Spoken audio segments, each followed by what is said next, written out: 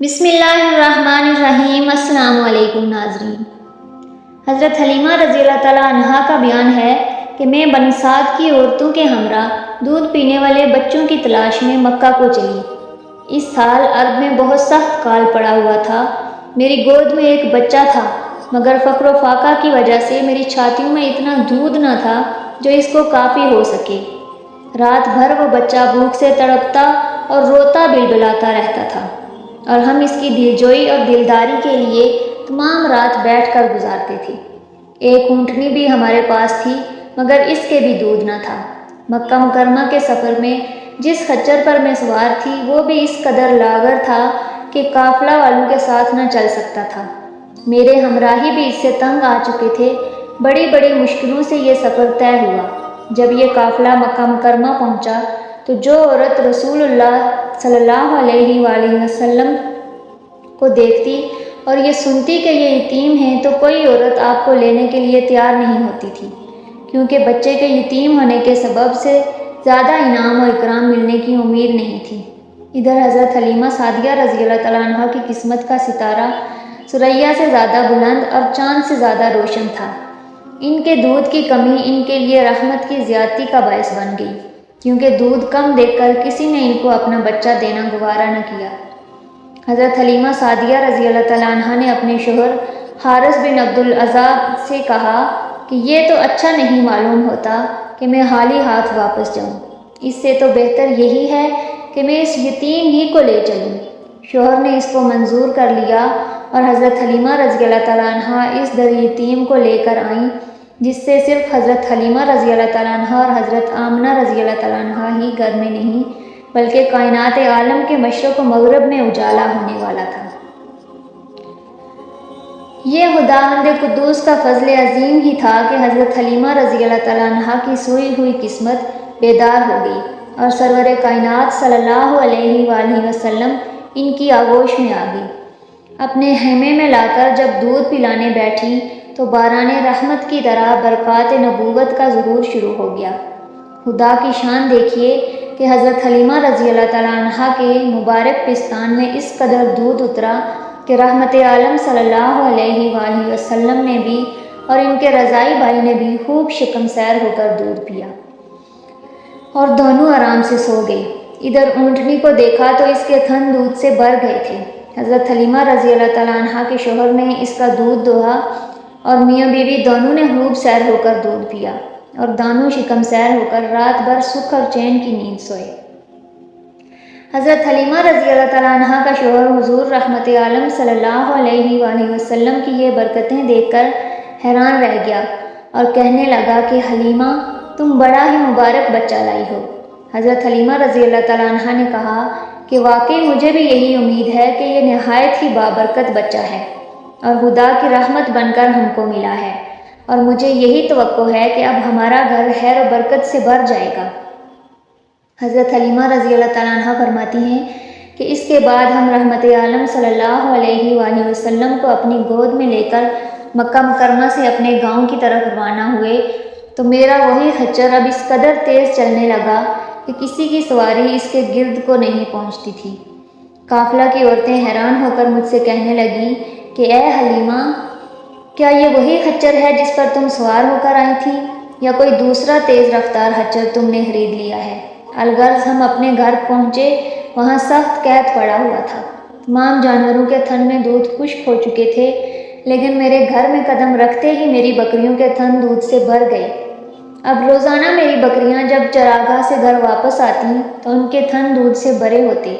حالانکہ پوری بستی میں اور کسی کو اپنے جانوروں کا ایک قطرہ دودھ نہیں ملتا تھا۔ میرے قبیلے والوں نے اپنے چرواہوں سے کہا کہ تم لوگ بھی اپنے جانوروں کو اسی جگہ چراؤ جہاں حلیمہ رضی اللہ کے جانور چرتے ہیں۔ چنانچہ سب لوگ اسی چراگاہ میں اپنے مویشی چرانے لگے جہاں میری بکریاں چرتی تھیں، مگر یہاں چراگاہ اور جنگل کا کوئی عمل دخل ہی نہیں تھا۔ یہ تو رحمت عالم صلی اللہ علیہ وآلہ وسلم کی برکات نبوت کا فیض تھا، جس کو میں اور میرے شوہر کے سوا میری قوم کا کوئی شخص نہیں سمجھ سکتا تھا۔ الغرض اسی طرح ہر دم ہر قدم پر ہم برابر آپ صلی اللہ علیہ وآلہ وسلم کی برکتوں کا مشاہدہ کرتے رہے، یہاں تک کہ 2 سال پورے ہو گئے۔ اور میں نے آپ کا دودھ چھڑا دیا۔ آپ صلی اللہ علیہ وآلہ وسلم کی تندرستی اور نشو و نما کا حال دوسرے بچوں سے اتنا اچھا تھا کہ 2 سال میں آپ صلی اللہ علیہ وآلہ وسلم بچے بڑے معلوم ہونے لگے۔ اب ہم دستور کے مطابق رحمت عالم صلی اللہ علیہ وآلہ وسلم کو ان کی والدہ کے پاس لائے اور انہوں نے حسب توفیق ہم کو انعام و اکرام سے نوازا۔ گو قاعدہ کے مطابق اب ہمیں رحمت عالم صلی اللہ علیہ وآلہ وسلم کو اپنے پاس رکھنے کا کوئی حق نہیں تھا، مگر آپ صلی اللہ علیہ وآلہ وسلم کی برکات نبوت کی وجہ سے ایک لمحہ کے لیے بھی ہم کو آپ صلی اللہ علیہ وآلہ وسلم کی جدائی گوارا نہیں تھی۔ عجیب اتفاق کہ اس سال مکہ معظمہ میں وبائی بیماری پھیلی ہوئی تھی، چنانچہ ہم نے اس وبائی بیماری کا بہانہ کر کے حضرت بی بی آمنہ رضی اللہ تعالیٰ عنہ کو رضامند کر لیا اور پھر ہم رحمت عالم صلی اللہ علیہ وآلہ وسلم کو واپس اپنے گھر لائے، اور پھر ہمارا مکان رحمتوں اور برکتوں کی کان بن گیا اور آپ ہمارے پاس نہایت خوش و خرم ہو کر رہنے لگے۔ جب آپ صلی اللہ علیہ وآلہ وسلم کچھ بڑے ہوئے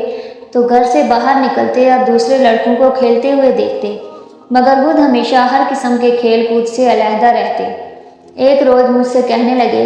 کہ اماں جان، میرے دوسرے بھائی بہن دن بھر نظر نہیں آتے، یہ لوگ ہمیشہ صبح اٹھ کر روزانہ کہاں چلے جاتے ہیں؟ میں نے کہا کہ یہ لوگ بکریاں چرانے چلے جاتے ہیں۔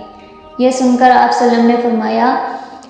کہ اماں جان، آپ مجھے بھی میرے بھائی بہنوں کے ساتھ بھیجا کیجیے۔ چنانچہ آپ صلی اللہ علیہ وآلہ وسلم کے اصرار سے مجبور ہو کر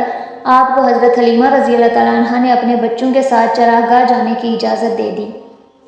اور آپ روزانہ جہاں حضرت حلیمہ کی بکریاں چرتی تھیں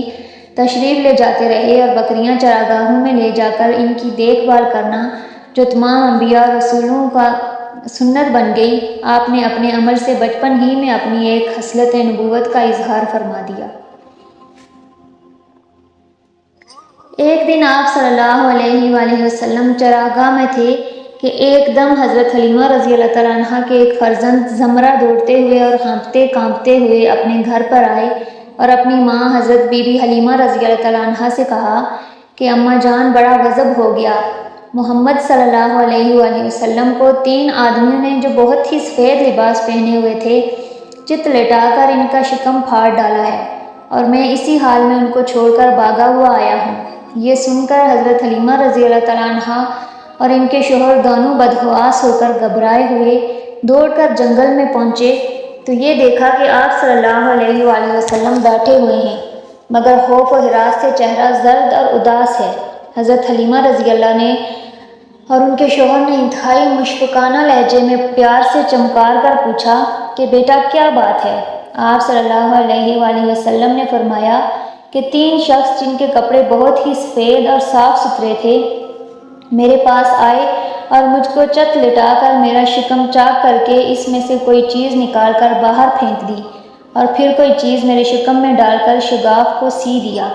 لیکن مجھے ذرا برابر بھی کوئی تکلیف نہیں ہوئی۔ یہ واقعہ سن کر حضرت حلیمہ رضی اللہ اور ان کے شوہر دونوں بے حد گھبرائے، اور شوہر نے کہا کہ حلیمہ، مجھے ڈر ہے کہ ان کے اوپر شاید کچھ عصیب کا اثر ہے، لہٰذا بہت جلد تم ان کو ان کے گھر والوں کے پاس چھوڑ آؤ۔ اس کے بعد حضرت حلیمہ رضی اللہ تعالیٰ آپ کو لے کر مکہ مکرمہ آئیں، کیونکہ انہیں اس واقعے سے یہ خوف پیدا ہو گیا تھا کہ شاید اب ہم کماحقہ ان کی حفاظت نہ کر سکیں گے۔ حضرت حلیمہ رضی اللہ نے جب مکہ معظمہ پہنچ کر آپ صلی اللہ علیہ وآلہ وسلم کی والدہ ماجدہ کے سپرد کیا تو انہوں نے دریافت فرمایا کہ حلیمہ رضی اللہ تعالیٰ عنہ، تم تو بڑی خواہش اور چاہ کے ساتھ میرے بچے کو اپنے گھر لے گئی تھی، پھر اس قدر جلد واپس لے آنے کی وجہ کیا ہے؟ جب حضرت حلیمہ نے شکم چاک کرنے کا واقعہ بیان کیا اور عصیب کا شبہ ظاہر کیا تو حضرت بی بی آمنہ رضی اللہ تعالیٰ عنہ نے فرمایا کہ ہرگز نہیں، خدا کی قسم، میرے نور نظر پر ہرگز کبھی بھی کسی جن یا شیطان کا عمل دخل نہیں ہو سکتا۔ میرے بیٹے کی بڑی شان ہے۔ پھر ایام حمل اور وقت ولادت کے حیرت انگیز واقعات سنا کر حضرت حلیمہ رضی اللہ تعالیٰ عنہ کو مطمئن کر دیا، اور حضرت حلیمہ رضی اللہ تعالیٰ عنہ آپ صلی اللہ علیہ وآلہ وسلم کو آپ کی والدہ ماجدہ کے سپرد کر کے اپنے گاؤں میں واپس چلی گئیں، اور آپ صلی اللہ علیہ وآلہ وسلم اپنی والدہ ماجدہ کی آغوش تربیت میں پرورش پانے لگے۔